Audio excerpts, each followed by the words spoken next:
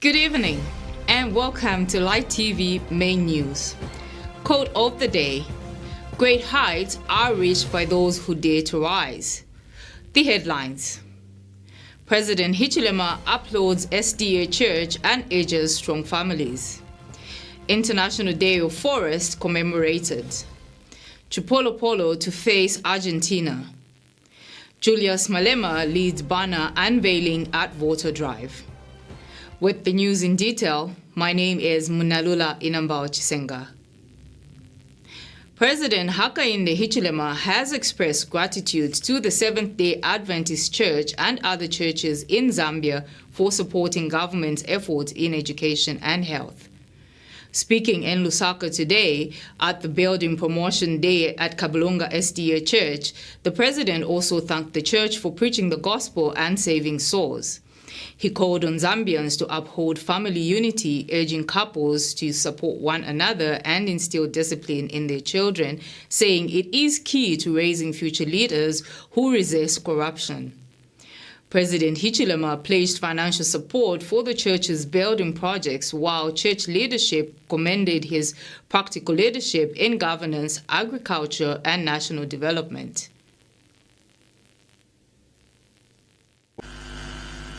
Husband and wife, look after your children.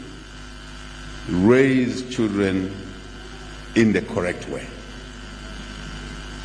This role you gave me, I see many things. I come across many things.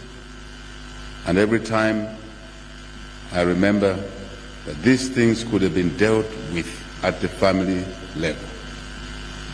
That's where it matters most. You cannot expect to have a viable, vibrant nation when families are not viable and vibrant. It's a disconnect.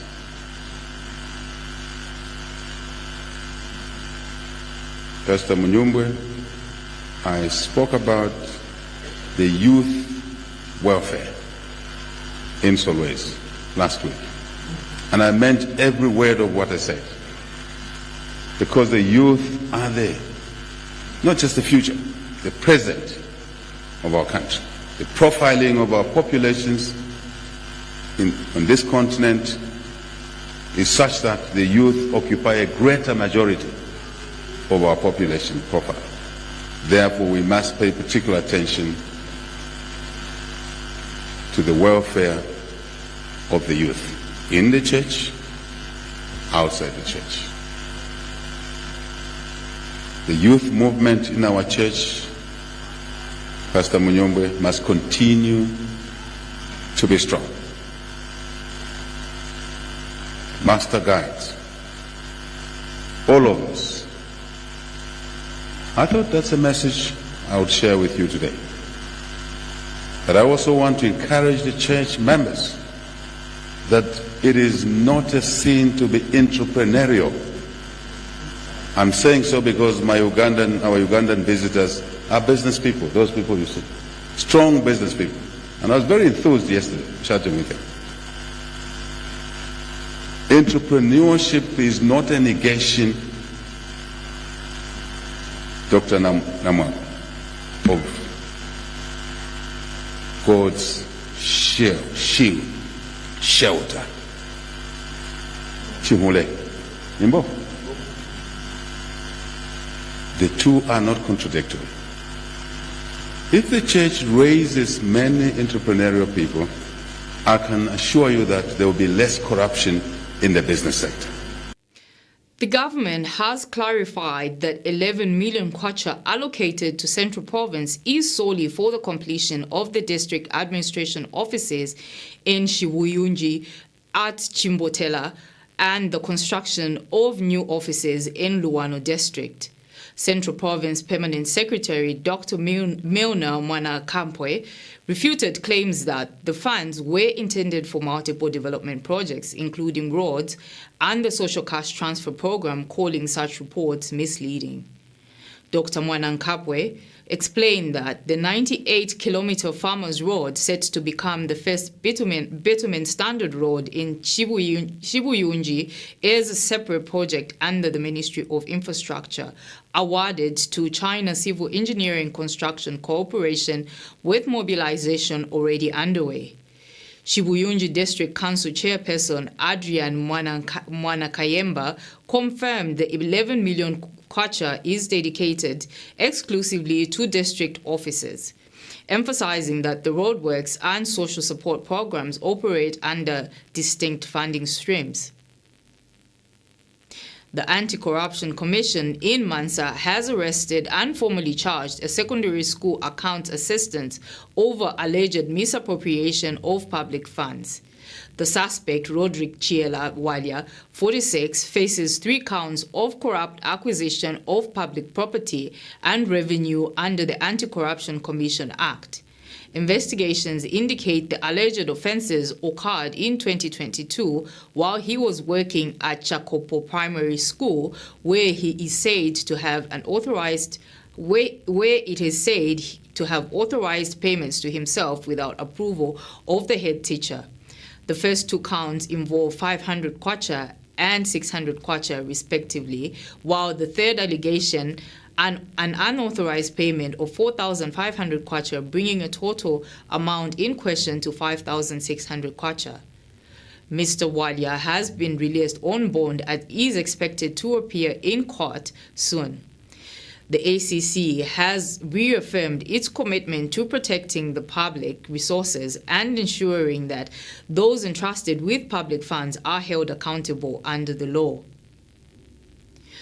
The Ministry of Health has concluded a stakeholders meeting in improving wash, water, sanitation, and hygiene in all health facilities. Speaking at the closing in Chilanga last Thursday, Environmental Health Assistant Director Mr. Mitwell Chelo emphasized the need for stronger collaboration among health workers, government, partners to ensure safe and hygienic conditions in hospitals and clinics across the country. Officials highlighted that emphasized wash practices are critical for infection control, patient safety, and overall public health. The binding framework is not for WaterAid, it's not for Ministry of Health, it's not for UNICEF, it's for all of us in a collective manner. It's not for WHO. No. It's for government. And whose government is the people. Yes. So this should be anchored in a national policy, adequately financed, and rigorously monitored.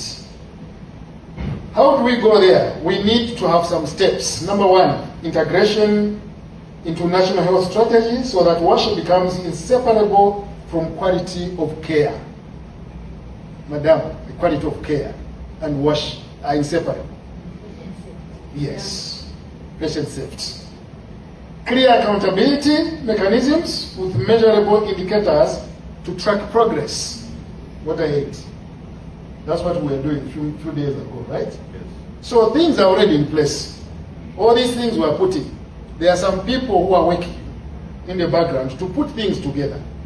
So don't feel this is just the beginning. No, work has been already done. Okay? Sustainable financing models, we need to look at that. That guarantee long-term maintenance and equity. Also, cross-sector collaboration to align health, water, and infrastructure as agendas towards the WASH in healthcare facilities. This roadmap is our collective responsibility. By committing to its implementation, we safeguard patient safety, that's what she's talking about, protect health workers, and strengthen public trust in our health systems. May I also once again thank you, UNICEF, thank you, WaterAid, WHO, and any other partner present here for your commitment and for your support to making this meeting a success. And we are looking forward to have many more of such meetings so that we learn more, we share more, and sometimes when we meet in terms like this, we are able to critique ourselves in a closed door arrangement. Then when we leave here, whatever critics we done here, do not leave the door. That way better. So Mr. Muyangwa, don't get scared when you see that Eastern Province is not doing well in some area. Mention it, that these indicators are not going well in Eastern Province. You would have helped Mr. Koza to also help others. It could be just one or two districts which is not doing well. It could not be the whole Eastern Province, but sometimes when the population of other facilities is bigger, and when you compute, you find the Eastern Province has gone down. And once he does 2 buttons on those 2, it will pick. So there are times when we need the second eye, always, to tell us that this is not working well. So don't feel shy. Let's share that information where you feel things are not going well. We take a set of commercials. I will be right back.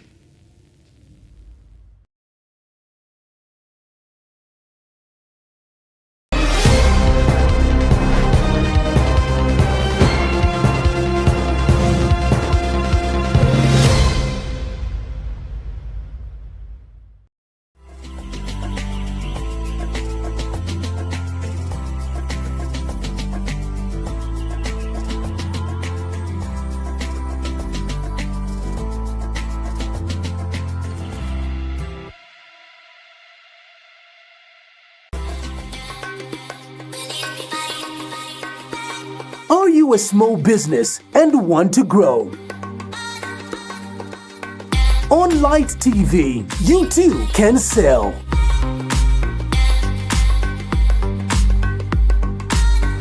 Make big earnings. Tap into the market.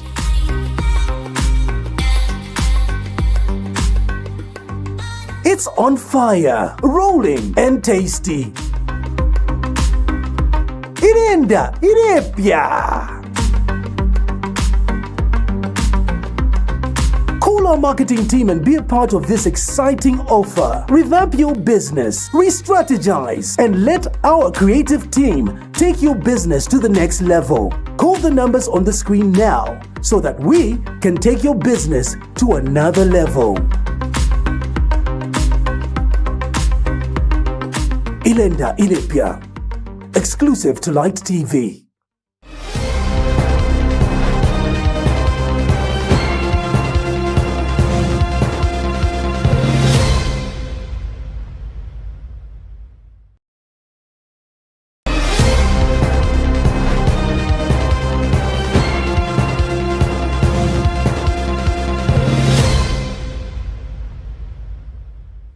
Police in Kalumbila district have recorded a suspected murder after a woman was killed by a mob in the Kisasa area. According to Zambia Police Deputy Public Relations Officer Chipo Kaitisha, the incident occurred between 11 and 13 hours on the 20th of March of 2026. The victim, identified as Enelis Helen Kamutumbe of Chingola, was accused by a 25-year-old man of causing the disappearance of his private parts. The allegation reportedly sparked panic at the local market, leading to a violent mob attack. The police officers who responded to the scene were also stoned by the crowd, leaving 3 officers injured and a police vehicle damaged. The victim was later taken to Yumi Mini Hospital, where she was pronounced dead on arrival. Her body is currently laying in the mortuary awaiting a post-mortem. Meanwhile, 8 suspects, including the man who made the accusation, have been arrested and are assisting police with investigations. The police have since condemned the act of mob justice and are urging members of the public to report suspected crimes to authorities instead of taking the law into their own hands.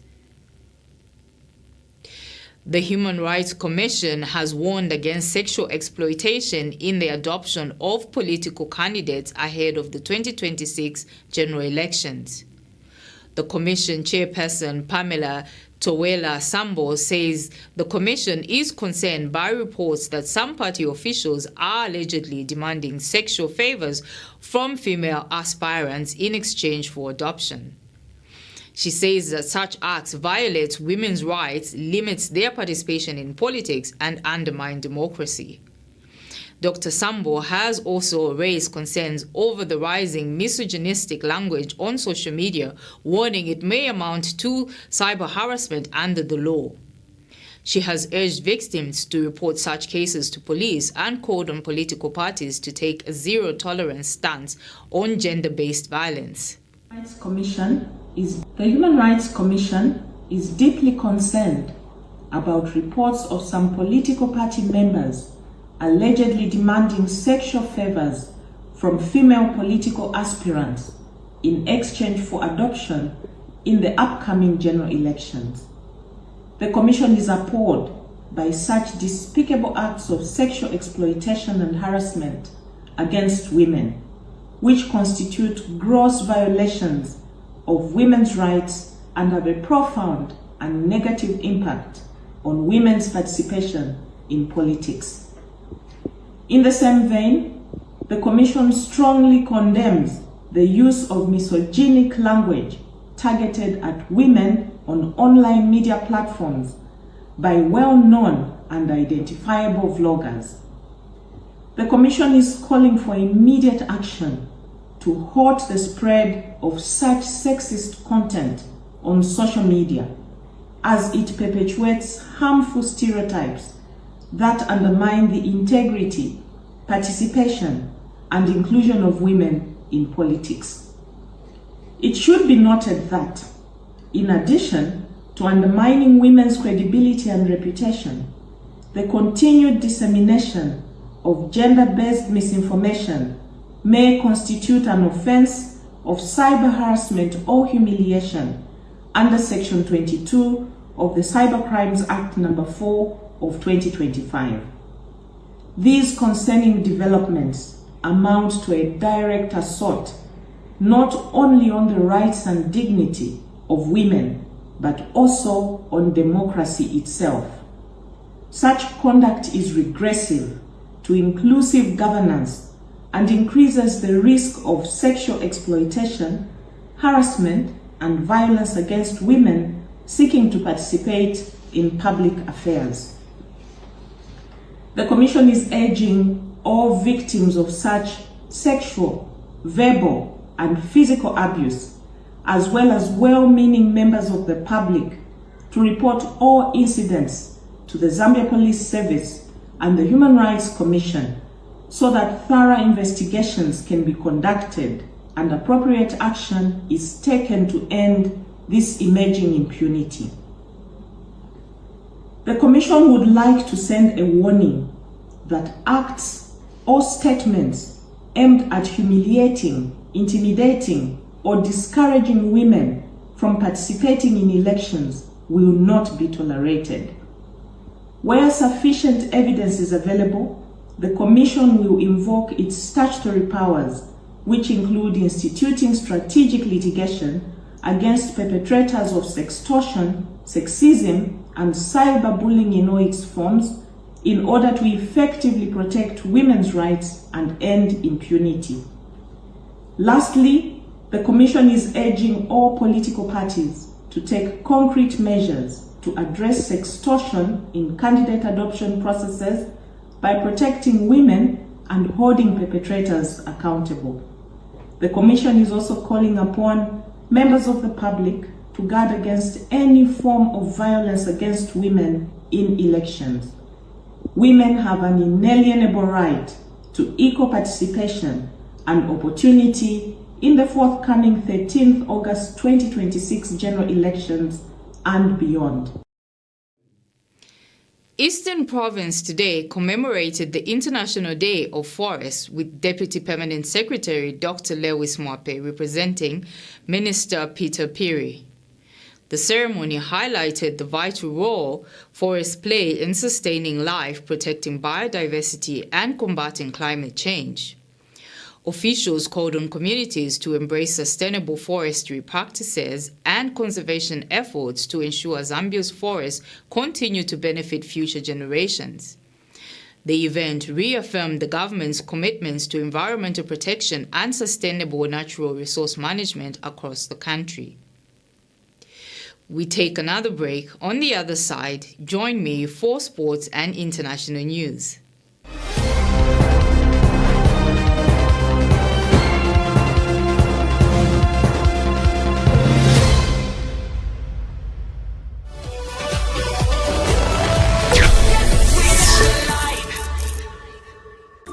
Are you looking for a perfect place for family fun, kids excitement, and unforgettable moments?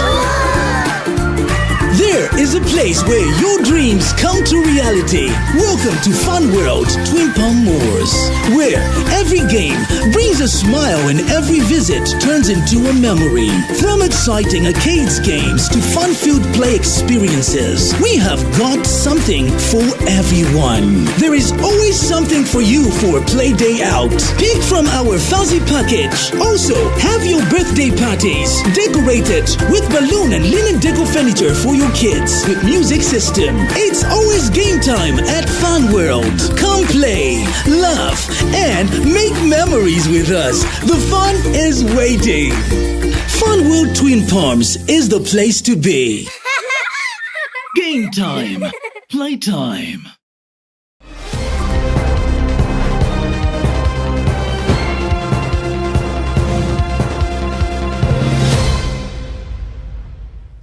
Welcome back. In sports news, Zambia's Chipolopolo are set for a historic international friendly against champions Argentina at the iconic La Bombonera Stadium in Buenos Aires on Tuesday, the 31st of March. Acting FAS General Secretary Eva Luengwe says the match is a monumental opportunity for Zambia to test themselves against some of the best talent in world football. Head coach George Lwandamina will lead the team for the Argentina clash, while Oswald Mutapa will take charge of the youthful squad, including local stars, for the 4 national tournaments in Francistown, Botswana. Lengwe explains both squads will be selected based on performances in camp, with the Botswana-bound team departing on the 25th of March and the Argentina team leaving tentatively on the 27th of March. The duo fixtures allow Zambia to strengthen its Olympic preparations while showcasing its football talent on the global stage. In international news, the United States is considering winding down its military involvement in Iran as tensions in the Middle East continue. President Donald Trump says Washington is close to achieving its objectives, but insists that other nations must take responsibility for securing the Straits of Hormuz, a key global oil route. He says the U.S. will support efforts if needed, but expects countries that rely on the route to take the lead. Meanwhile, divisions remain among allies, with criticism directed at NATO members over limited support. The United Kingdom has allowed the use of its bases for operations as concerns grow over rising tensions in the region. South Africa's opposition party, the Economic Freedom Fighters, has officially launched its 2026 local government elections campaign, unveiling a new banner during a mass voter registration drive. The event, held at the Winnie Madikizela Mandela House, was led by party leader Julius Malema and attended by thousands of supporters. Party officials used the occasion to mobilize volunteers, particularly encouraging young people to register and participate in the upcoming elections. EFF leaders emphasized grassroots campaigning, calling on members to intensify efforts across all communities. Youth Command representatives, including Sitle Lonzi and Naledi Chiwa Mupungezi, also took part in the launch, reinforcing the party's focus on youth engagement. The campaign marks the beginning of what the EFF describes as a decisive push towards the 2026 local elections. In a significant shift, Jehovah's Witnesses have updated their rules on blood transfusions. The religious group will now allow members to have their own blood removed during surgeries. However, transfusions of blood from others remain prohibited. Gerrit Losch, a leader in the group, said each member must decide for themselves how their blood is used in medical care. The move has drawn criticism from former members who urged it to still limit access to life-saving transfusion in emergencies or for children with serious illnesses. Jehovah's Witnesses, including 144,000 in the UK. A spokesperson emphasized that the group's core belief in the sanctity of the blood remains unchanged. Last December, a Scottish rule ruled that the doctor could give blood transfusion to a 14-year-old member if her life was at risk, highlighting the tension between religious belief and medical care. That note brings us to the end of our main news. But before we go, a recap of the headlines. President Hichilema applauds SDA Church and urges strong families. International Day of Forest commemorated. Julius Malema leads banner unveiling at Voter Drive. Thank you for tuning in. Stay inspired.